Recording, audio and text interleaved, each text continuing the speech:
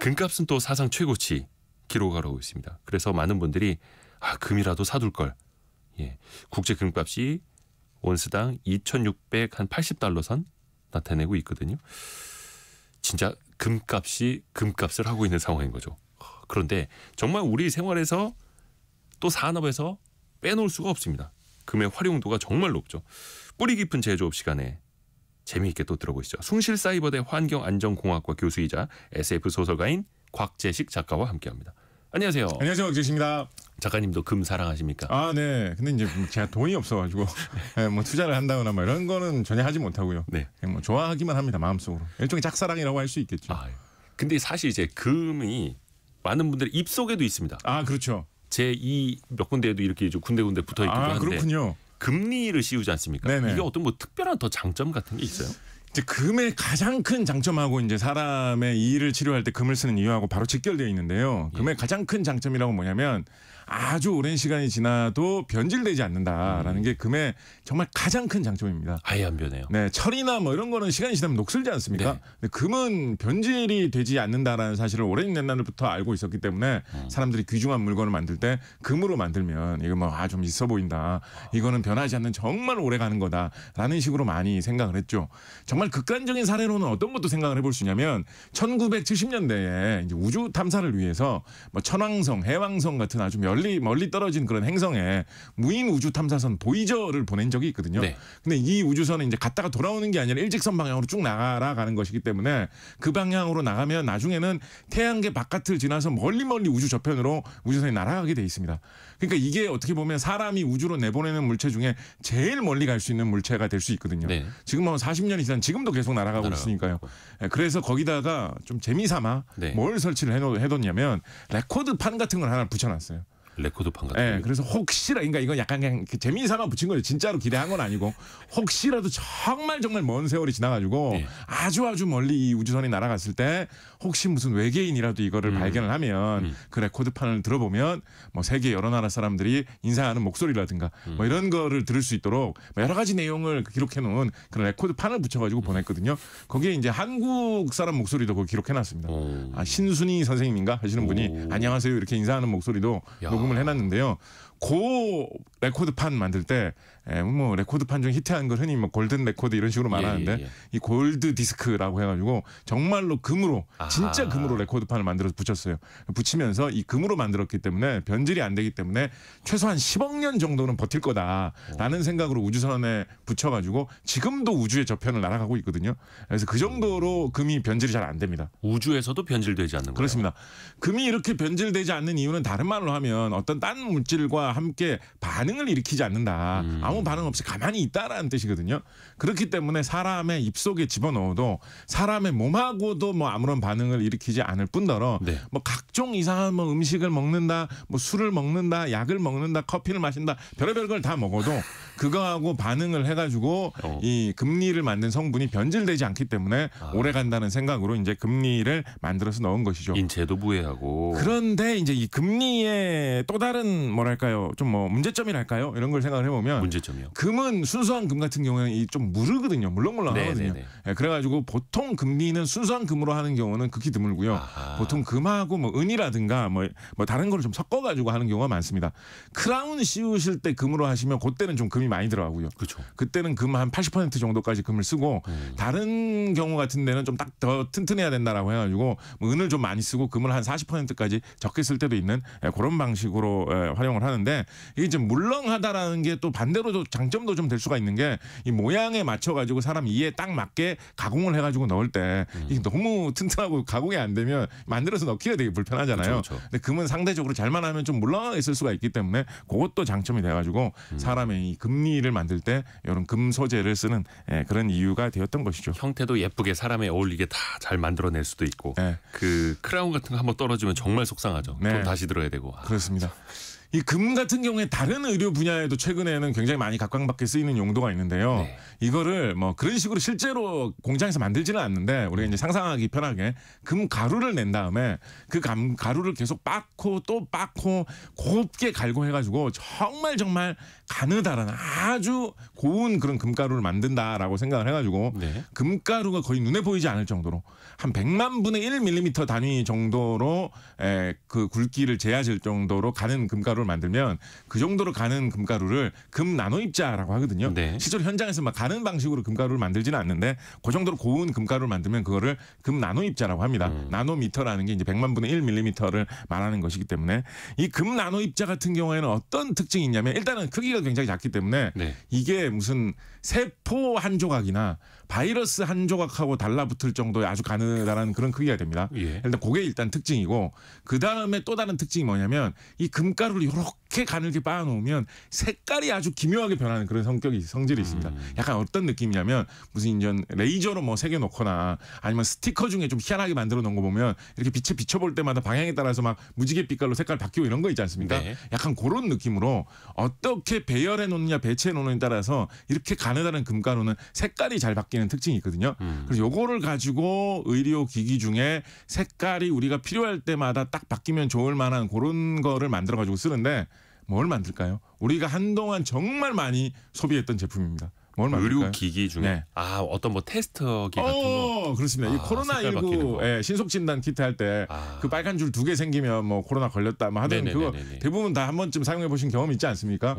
그거 같은 경우에 요 개발될 때 이런 금나노 입자 이용을 해가지고 많이 개발을 했습니다. 그래서 바이러스의 부스러기하고 이 금나노 입자가 달라붙도록 설계를 해가지고 만약에 달라붙으면 바이러스가 있다라는 얘기 아닙니까? 네. 그런 경우에 그게 한쪽 면에 일직선으로 잘 이렇게 걸리도록 만들어가지고 그렇게 걸리면 빨간 색깔로 빛을 내도록 이렇게 금나노 입자를 잘 활용을 한 거죠. 일종의 필터처럼. 색깔이 잘 바뀐다라는 점을 이용을 해서 그래서 그걸 이용해서 이 진단 키트를 만들었는데 우리나라에서도 이 진단 키트를 초창기에 잘 개발해가지고 수출도 엄청 많이 했거든요. 네. 그때 당시에 뭐 한 업체에서 뭐 3억 개를 만들어서 팔았다 뭐 이런 이야기 나올 정도로 굉장히 수출 많이 했었는데 우리나라 사람들은 이제 머리가 좋기 때문에 국산 제품들은 대부분 금입자를 이용한 것보다는 은 입자를 그 은으로도 비슷하게 할 수 있거든요. 은 입자를 이용한 제품을 그때 당시에 좀 많이 만들어서 팔았던 뭐 그런 기록이 있습니다. 아하. 그리고 1500님이 술집에서 금가루 들어간 술도 주던데 이거 괜찮습니까?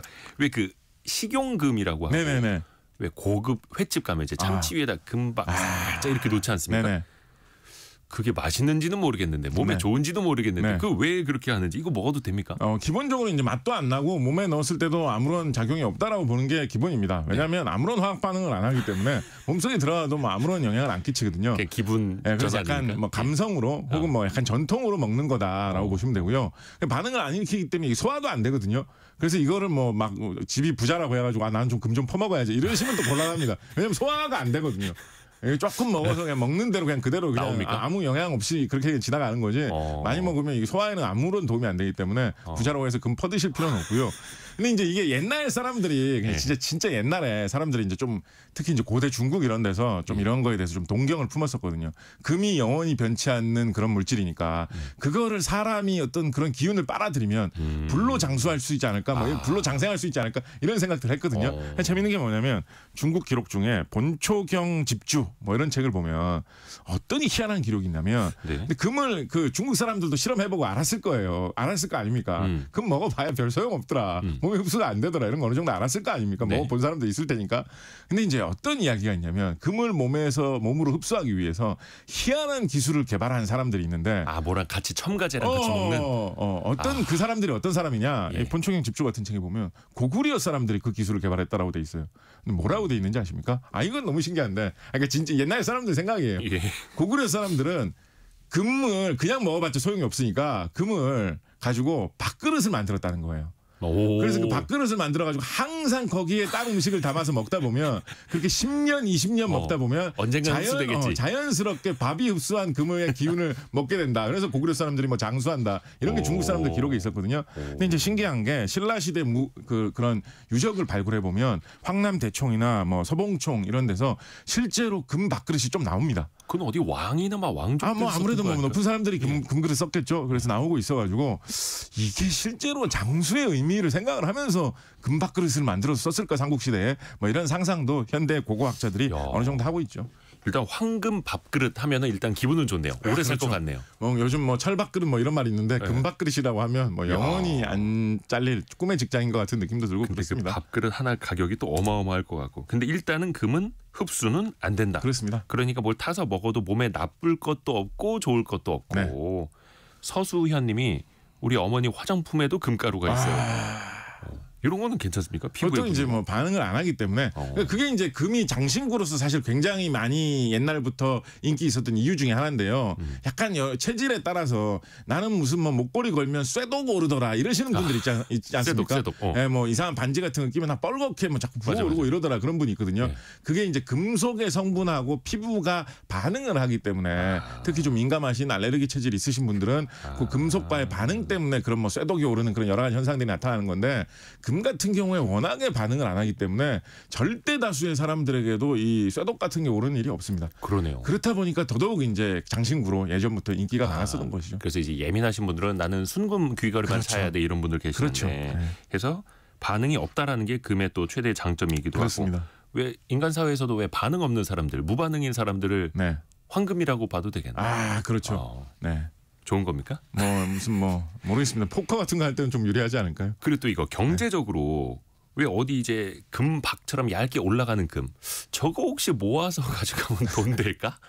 그 왜 금리도 떨어지면 어디에서 이제 뭐 돈으로 바꿔준다고 하지 않습니까? 네네네.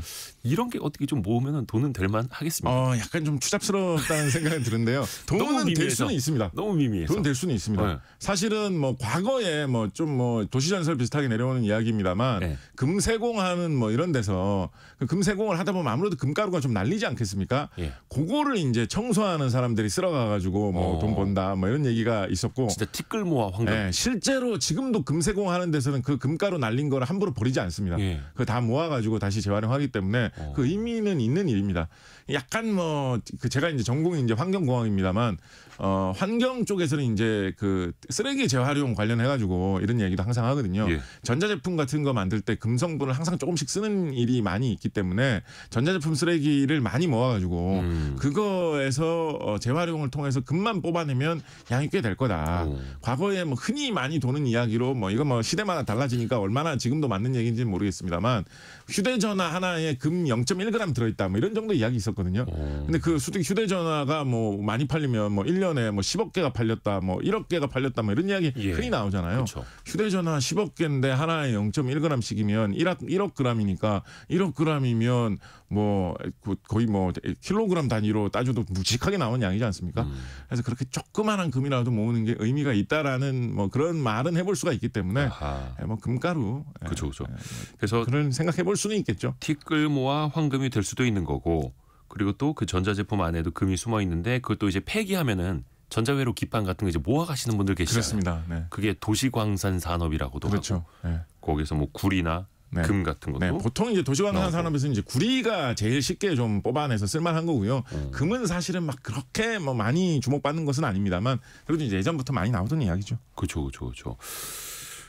그 작가님 반지 차고 계시네요. 네네네. 금반지입니까? 네. 요 순금 아니고요. 예. 한 75% 정도의 금입니다. 75%면은 18K라고 그렇습니다. 하나요? 그렇습니다. 네. 어떤 차입니까? 18K, 24K 이것도 항상 헷갈립니다. 네, 이게 이제 K라는 말이 캐럿이라는 말에서 온 건데요. 캐럿이라는 말은 캐럿이라는 말에서 온 거거든요. 그 캐럿이 다이아몬드 캐럿 할 때도 똑같은 거예요. 같은 뿌리에 있는 말이고요. 캐럿이라는 말에서 온 건데 이게 이제 우리나라에서는 이제 콩 먹으면 흔히 이제 콩나물콩, 뭐 대두라고 하는 그런 콩 먹지 않습니까? 네네네. 근데 콩도 뭐 강남콩도 있고 뭐 팥도 있고 콩 종류가 여러 가지가 있는데 중동 지역에서 한때 많이 먹던 콩 중에 캐럿콩이라는 게 있었습니다. 아, 콩 이름이. 네, 캐럿 나무라는 우리나라에서는 콩 먹는다라고 하면 이제 나무에서 콩이 열린다라는 생각 좀 하기 어려운데 이 캐럿이라는 콩은 나무에서 열리는 좀 특이한 콩이 있거든요. 그럼 비읍 받침 캐럿.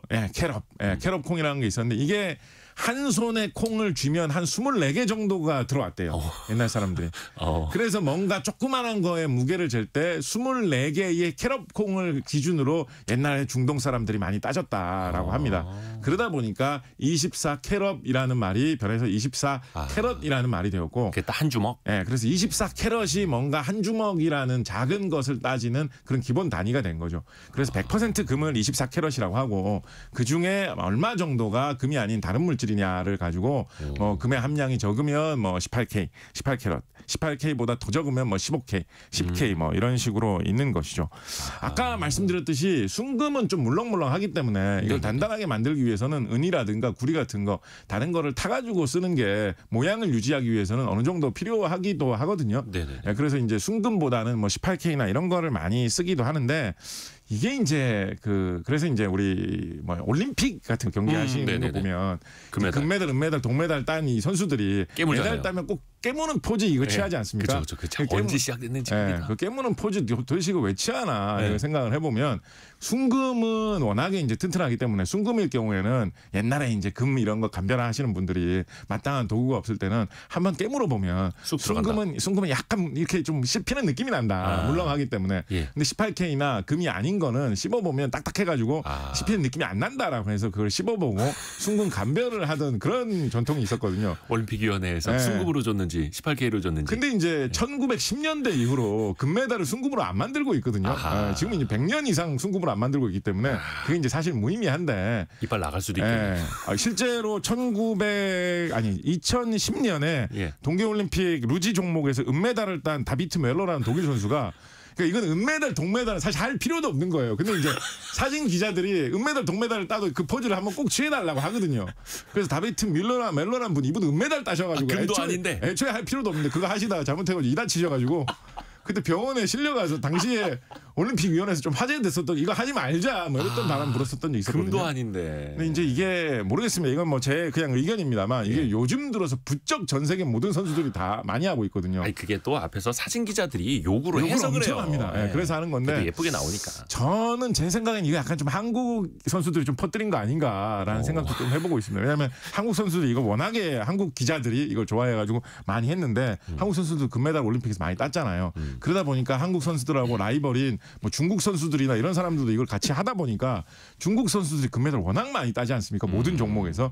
그러다 보니까 이게 전 세계로 퍼져나간 거 아니냐라는 생각도 근데 해보고 또 있습니다. 이제 사진 기자들을 위한 변명을 한마디 해드리자면 모두가 같은 포즈로 같은 신문에 똑같이 실리면은 개성도 없고 차이도 없으니까 이런 포즈 저런 포즈 여러 가지 요구를 합니다. 사랑의 부위 하트 다 요구하다가 깨무는 포즈도 하나 해주세요. 요령껏 살짝. 치아 다치면 안 되니까요. 네. 재밌다. 근데 그 반지도 보면은 화이트 골드, 뭐 백금, 로즈 골드 뭐 이런 게 있습니다. 이거는 어떻게 뭐 성분이 다른 거예요? 뭐가 다른 게 들어간 거예요? 로즈 골드나 화이트 골드는 이 색깔을 좀 특이하게 하기 위해서 금에다가 좀 다른 걸 섞은 거고요. 로즈 골드는 보통 구리를 섞어가지고 좀 붉으스름하게 이렇게 만드는 것이고 화이트 골드는 보통 니켈을 섞어서 약간 은빛스럽게 나게 이런 식으로 색깔을 좀 바꾼 겁니다. 우리나라에서는 이 화이트 골드가 이거를 한문으로 옮기면 약간 화이트 백 골드 금이니까 백금 아니야라고 착각하시는 분들이 있는데 백금은 화이트 골드하고는 전혀 다른 거예요. 완전 다른 거예요? 백금은 일단 기본적으로 금하고 아무 상관없습니다. 영어로는 백금은 그냥 플래티넘이라고 하거든요. 그래서 백금은 금하고는 아무 상관없는 딴 물질인데 어떻게 하다 보니까 이건 뭐 중국 사람들이 한문 이름을 백금이라고 만들어서 그렇지. 저도 백금이 금인 줄 알았는데. 백금은 금하고는 아무 상관없는 전혀 다른 원소고요. 백금도 비싸잖아요. 백금도 비쌉니다. 그래서 이제 백금이 어떨 때 보통 이제 금보다 더 비쌀 때도 많고 막 이래가지고 이 백금은 그러니까 금은 화학에서 원소 기호로 쓰면 AU라고 쓰거든요. 근데 백금은 PT라고 쓰고 플래티넘이기 때문에 이게 이제 약간 어떤 거에서 플래티넘, 백금 이런 거 많이 들어보셨을까 생각을 해보시면 미국 음반산업협회에서 1930년대 이후로 음반 중에 굉장히 많이 팔린 거를 금상, 은상 주는 이런 느낌으로 좀 많이 팔리면 실버 레코드, 더 많이 팔리면 골드 레코드 이런 식으로 상을 막 수여를 하다가 1970년대가 되어가지고 그거보다 더 많이 팔리는 게 나오다 보니까 약간 급을 나누자라고 해서 앨범이 50만 장 이상 팔리면 골드 레코드, 100만 장을 넘기면 플래티넘 레코드라고 부르자라고 하면서 이제 플래티넘이라는 게 약간 금보다도 더 중요한 거에 앞에 붙는 그런 약간 접두어처럼 사용되기 시작했죠. 그래서 막 카드라든가 뭐 회원 등급도 골드 등급 위에 뭐 플래티넘 등급이 있고 뭐 이런 식으로 이야기를 하는데 플래티넘이라는 거는 이제 백금, 금하고는 아무 별 상관이 없는 완전히 다른 거다라고 보시면 되겠습니다. 아니고 아예 다른 재질이다. 플래티넘이다. 그리고 화이트 골드, 로즈 골드는 금에다가 뭘 좀 섞어 놓은 거다. 이렇게 보시면 되겠습니다. 그러면은 뭘 섞은 로즈 골드, 화이트 골드보다 백금이 더 비쌀 수도 있는 그럴 수 있죠. 그 플래티넘의 어떤 시세에 또 따라서. 그렇습니다. 그러게. 그래서 신용카드도 플래티넘이면은 뭔가 사용 한도도 높고 연회비도 높고 더 있어 보이고. 그렇습니다. 골드보다 더 위에 있을 수도 있는 거고. 오, 신기합니다. 약간 역사 얘기 좀 여쭤볼게요. 네네. 그러면 처음에 사람들은 이 금이 그렇게 가치 있다, 중요한 금속이다라는 걸 언제부터 깨닫게 됐을까요? 이게 공학적으로 발견된 사례로 따져보면 뭐 불가리아 이런 동유럽 쪽에서 선사시대부터 금으로 된 장신구가 발견된 사례가 있다라고 하거든요. 선사시대부터. 네, 그래서 뭐 좋게 지금으로부터 한 6,000년 전부터도 사람들이 금장신구는 귀하게 생각을 했다라는 추정을 고고학자들이 하고 있습니다. 예. 그로부터 한 1,000년 정도 지난 한 4,000년 전, 5,000년 전 정도의 고대 이집트에서 금 유물이 뭐 많이 나오고 있기 때문에 어떻게 보면 사람들이 처음으로 귀중하게 생각했던 원소가 금이라고 금속 원소가 금이라고 할 수 있을 정도로 아주 옛날부터 어떻게 보면 보물 중에서 사람들이 처음에는 보물이라고 인식하기 시작한 게 금이라고 할 수 있을 정도로 아주 오래된 그런 물건이죠.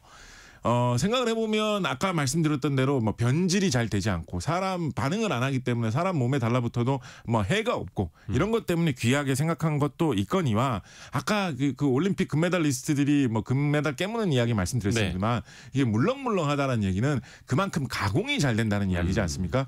그래서 이제 우리가 그런 음식에다 금 이런 거 넣는 이유도 이게 반응을 안 하기 때문에 안전해서 그런 것도 있지만 금을 아주 가늘게 얇게 펴면 네. 그래서 아주 가느다란 금박을 만들면 그렇죠. 정말 약간의 금으로도 꽤 널찍하게 종이장보다도 훨씬 얇게 만들 수 있거든요. 더 많아 보이게. 네, 꽤 널찍하게 금박을 만들 수가 있습니다. 예. 가공이 잘 돼서 그렇거든요. 금이 이렇게 얇게 펴지는 그런 성질을 연성이라고 하는데 이런 식으로 이용을 하면 가공하기도 되게 편리하기 때문에 여러 가지 다양한 모양을 정교하게 만들기가 좋아가지고 고대로부터도 장신구로 많이 사용되었던 것이죠. 이게 금이 얼마나 가공이 잘 되냐라는 거를 좀 이야기하기 위한 좋은 그런 지표가 하나가 있는데요. 네네네. 좋은 지표, 좋은 기념비였던 것이라는 게 하나 있는데요.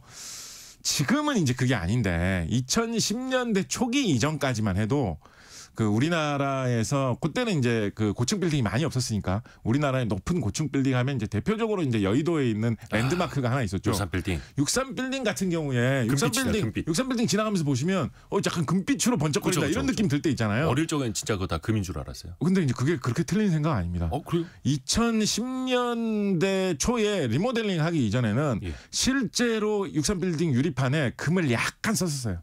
63빌딩 유리창에 그 이제 금이 반사를 잘하지 않습니까? 또 그쵸. 햇빛을 광택이 좋으니까 그래서 이제 너무 강한 햇빛이 들어오지 못하도록 하는 그 성능을 유리판에 주기 위해서 유리판에 아주 약간의 금을 사용을 해가지고 그 63빌딩 유리판을 다 사용을 했었습니다. 근데 그 금을 다 모아도 그 금 양으로 따지면 그렇게 비싸지는 않아요. 그래도 63빌딩이 얼마나 큽니까? 예. 그러면 거기에 들어간 유리창을 다 금으로 사용했다라고 하면 그 금을 다 모으면 그때 당시 시세로 한 4억 원 정도 그 정도 됐다라고 하거든요. 근데 그 4억 원치 정도의 금을 아주 가늘고 얇게 분산을 해가지고 건물 하나를 두르는데 다 썼다라는 거죠. 그래서 그때 당시의 소식을 보면 그때 2010년대 리모델링을 하면서 유리창을 다 바꿨거든요. 그러면서 지금 63빌딩 유리창은 금이 안 들어간 유리창입니다. 2010년 이전에 서울에서 사시거나 63빌딩 구경하러 와 보셨던 분들은 금유리창을 한번 보신 거예요. 63빌딩 금유리창 시대를 한번 보신 건데 지금은 아니고 그때 그 유리창은 다 그냥 폐기했다라고 알려져 있는데 그때만 해도 금 시세가 그렇게 안 비싸서 아마 그랬나 보죠. 요즘 같은 금 시세는 혹시 우리나라의 어떤 폐기물 처리장 쓰레기장 근처에 그때 그 63빌딩 유리창이 쌓여 있는 곳이 만약에 있다면 이거 한번 캐내 볼 만하지 않을까? 나는 상상 정도 해볼 수 있겠죠. 네. 지금 3.75g 그러니까 우리 흔히 쓰는 한 돈 단위로 거의 50만 원 육박했다고 합니다. 이야, 금이 좀 많았어야 되는데 이러다 보니까 딱 드는 생각이 있습니다. 네. 금을 만들 수는 없을까? 왜 연금술이라는 거 있지 않습니까? 예나 지금이나 도전은 많이 할 텐데 그래도 지금 좀 과학기술이 올라왔으니까 연금술에 어떻게 좀 한 발 다가갔다라고 볼 수 있어요. 어때요? 이게 경제적으로는 기본적으로 불가능하다고 보셔야 되고요. 금이라는 건 이제 별도의 원소거든요. 원소를 새로 만들어낸다는 거는 화학적으로는 일단 불가능합니다. 이게 이제 다이아몬드도 보석이고 되게 귀하다고 치는 거잖아요. 근데 다이아몬드는 탄소라는 원소로 되어 있는 건데 탄소는 이제 숯덩어리도 탄소지 않습니까? 그렇죠. 그리고 흑연도 다 탄소지 않습니까? 근데 그 탄소를 가지고 배열을 아주 멋지게 잘 해놓으면 그게 다이아몬드가 되는 거거든요. 아주 귀하게 드문 형태로 탄소를 배열을 해놓으면 그게 다이아몬드가 되는 거라 가지고 탄소만 있으면 다이아몬드를 만든다라는 거는 화학적인 방법으로 가능합니다. 실제로 그래서 인공 다이아몬드를 지금 많이 생산하고 있고요. 네. 그런데 금은 금이라는 별도의 원소가 있는 거기 때문에 다른 원소를 조합해서 금을 만드는 게 아니기 때문에 금을 뭐 어디서 하여튼 나와야지 금이 나오는 거지 저절로 금이 생긴다라는 거는 원칙적으로 화학적으로는 안 된다라고 보시면 되고요. 근데 이제 화학적인 방법이 아니라 핵 반응을 일으키면 금이 생길 수가 있거든요. 그래요? 뭐 예를 들어 원자력을 이용한 핵 반응을 시킬 수 있는 특별한 장비를 이용하면 금을 만들 수가 있는데 그런 반응은 이제 경제성이 있는 반응으로 대량의 금 생산을 할 수 있는 그런 방식은 지금까지 나와 있지 않다라고 알려져 있기 때문에 아무래도 뭐 물이 없나요? 물도 네, 안 금 드시고 얘기를 하다 보니까 목이 좀 메이네요. 네. 네. 그러다 보니까 이제 근데 핵 반응을 통해서 금을 만들 수는 이제 이론적으로는 가능합니다. 이론적으로는 가능한 거예요. 근데 나중에 핵 반응을 통해서 어떤 금을 만약에 만들 수 있는 방법이 생긴다라고 하면 시중에 있는 금 가치가 폭락할 수도 있겠네요. 얼마 전에 왜 이제 인공 다이아몬드 만들 수 있다라고 해서 실제로 다이아몬드 가격이 많이 떨어졌잖아요. 인공 다이아몬드는 뭐 예전부터 많이 만들어 왔던 그런 재질이고요. 네, 고온고압으로. 네, 근데 이제 그게 이제 좀 가치를 요즘 들어서 이제 새롭게 평가되는 뭐 그런 식으로 이제 기술이 바뀌고 있다 보니까 나온 얘기고 핵 반응을 통해서 금을 만든다라는 거는 그거 실험적으로 성공한 거는 벌써 따져 보면 줄잡아 한 7, 80년은 됐을 겁니다. 처음에 실론적으로 이론상 이게 금이 핵 반응을 통해서 만들어진다라는 거를 실험했다라는 게 처음 나온 거는 벌써 꽤 많은 시간이 지났는데 그 후로 원자력 기술이 얼마나 많이 발전했습니까? 그렇지만은 금이 대량 생산될 정도의 핵 반응을 이 어떤 평범한 시설에서 만들어낸다라는 거는 아직까지 길이 보이지는 않기 때문에 그거는 원칙적으로 안 되는 것으로 걱정이 생각을 너무 하고 많이 앞서갔네요. 금도 없으면서. 류진현님이 목이 메일 수밖에 없다고 금 좀 사둘 걸 하고. 저와 같은 생각이시군요. 공감. 네. 근데 우리나라에서 금맥이 발견됐다는 뉴스가 작년에 있었거든요. 네. 충북 제천에서 금맥이 발견됐다고 합니다. 네, 뿐만 아니라 우리나라에 다른 지하 자원이 되게 없는 거에 비하면 금이 그래도 좀 나는 편입니다. 그래서 20세기 초에 한 1900년부터 1940년 사이에 우리나라에 약간 황금 열풍이 불었던 적이 있습니다. 네네네. 그때 당시에 금광 개발로 꽤 큰 돈을 벌었던 우리나라의 유명한 부자들도 많이 탄생했을 정도로 우리나라의 금광 열풍이 미국의 캘리포니아라든가 아프리카의 남아프리카 공화국 못지않다라고 하면 좀 과장이지만 그 비슷한 느낌으로 금광 열풍이 한 몇십 년 한번 훅 지나간 적이 있었을 정도로 금 따는 콩밭 이런 20세기 초 우리나라 현대 소설도 있지 않습니까? 그런 게 있었을 정도로 금 열풍이 한번 불었었던 적이 있을 정도로 우리나라의 금맥이 그래도 다른 광산에 비해서 있기는 있는 편입니다. 네. 그래서 심심하면 이런 소식 조금 나옵니다. 우리나라의 어느 지역에서 새로운 금광이 금맥이 발견되었다 이런 이야기가 조금씩 나오고 있고요. 지금도 금 캐는 광산이 있기는 있어요. 예를 들어서 좀 많이 모여 있는 곳이 전라남도 해남군 쪽에 금 캐는 광산이 있는 산이 한 두 군데 정도 아주 오래전부터 한 몇십 년 전부터 꾸준히 영업해 오던 그런 곳이 있습니다. 제가 알기로 초창기에는 캐나다 쪽에 그 광물 그런 거 사업하는 회사가 투자해 가지고 찾아내서 생산을 개시하다가 지금은 주인이 여러 번 바뀐 걸로 알고 있는데 이런 곳에서 지금도 아마 조금씩 생산하고 있는 걸로 알고 있고요. 금 광산이 지금도 있다. 네, 그래서 우리나라 어떻게 보면 이제 전라남도 해남이 어떻게 보면 우리나라에서는 약간 골드타운 이렇게 부를 수 있는 곳이겠죠. 이런 곳에서 생산되는 금 양이 1년에 다 모아보면 한 1톤 좀 안 되는 양으로 한 몇백 킬로그램 정도 되는 양 이 정도 생각을 해볼 수 있을 것 같습니다. 근데 이제 우리나라에서 이제 금 생각을 하면 사실은 이 산에서 캐는 방식 말고 전혀 다른 방식으로 우리나라에서 금을 뽑아내는 회사들이 있거든요. 전혀 다른 방식으로. 네, 산에서 금을 캐가지고 금을 얻는 게 아니라 어디 강물에서 사금 캐는 거 이런 거 아니고요. 그런 거 우리나라에도 사금도 나긴 나거든요. 근데 그거 말고 전혀 다른 방식을 택한 그런 곳들이 있는데 지난 시간에 이제 우리 이 뿌리 깊은 제조업 시간에서 말씀드린 것 중에 그 아연 산업이 우리나라에서 굉장히 발달했다라는 말씀 드린 적이 있지 않습니까? 그러니까 아연 산업이라는 게 결국은 아연이 든 돌을 수입을 하거나 캐와가지고 거기에서 약품 처리를 하고 잘 녹이고 해가지고 거기서 이제 아연을 이제 녹여내는 거잖아요. 그럼 아연을 뽑아내고 나면 나머지 돌 찌꺼기들은 버릴 거 아니에요. 근데 버리는 돌 찌꺼기에 아연 말고 딴 성분이 좀 있을 수 있잖아요. 금. 예, 그래서 그 돌 찌꺼기 중에 귀한 성분이 있으면 그거를 뽑아내는 그런 산업을 같이 합니다. 어차피 돌 녹여가지고 금속 뽑아내는 사업을 하고 있으니까.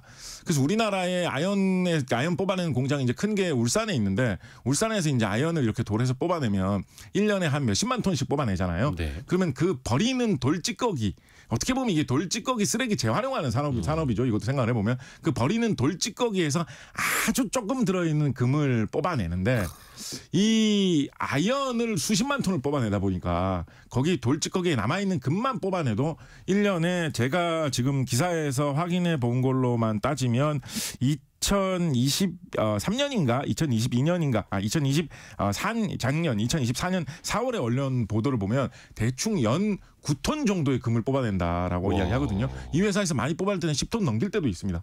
금을요? 네. 아연을 수십만 톤을 하다 보니까 그 아연 뽑아내고 남은 찌꺼기에서 9톤, 10톤 금을 뽑아내거든요. 그래도 괜찮네. 우리나라 산에서 금 캐는 거에 10배를 이 아연 뽑아낸 돌 찌꺼기에서 이 공장에서 뽑아내고 있는 거죠. 더군다나 이걸 능가하는 회사도 우리나라에 있는데 그러니까 이 생각을 해보면 돌에서 뭐를 뽑아내는데 그 남은 돌 찌꺼기에서 금도 뽑아낼 수 있다라고 하면 그 돌에서 뭘 뽑아내는 양을 많이 하면 많이 할수록 그 돌 찌꺼기에서 금 뽑아낼 수 있는 확률도 늘어날 거 아니에요. 그렇죠. 그러니까 아연보다 뭘 더 많이 뽑아내는 회사는 금도 더 많이 뽑아낼 수도 있잖아요. 그렇죠? 우리나라의 아연 말고 세계 한 2, 3위급 되는 정도 규모로 금속 뽑아내는 공장 또 운영되고 있는 게 이것도 마찬가지로 이제 울산에 큰 공장이 있는데 네. 구리 동 뽑아내는 전기동이라고 하는 순도가 높은 구리 뽑아내는 공장이 우리나라에 또 되게 큰 규모의 공장이 있습니다. 네네네. 여기서도 구리를 뽑아내고 남은 그 버리는 돌 찌꺼기에서 금 있으면 금 뽑아내거든요. 여기는 뭐 많이 뽑아낼 때는 거의 뭐 1년에 한 40톤 가까이도 뽑아냅니다. 금을요? 네, 금을.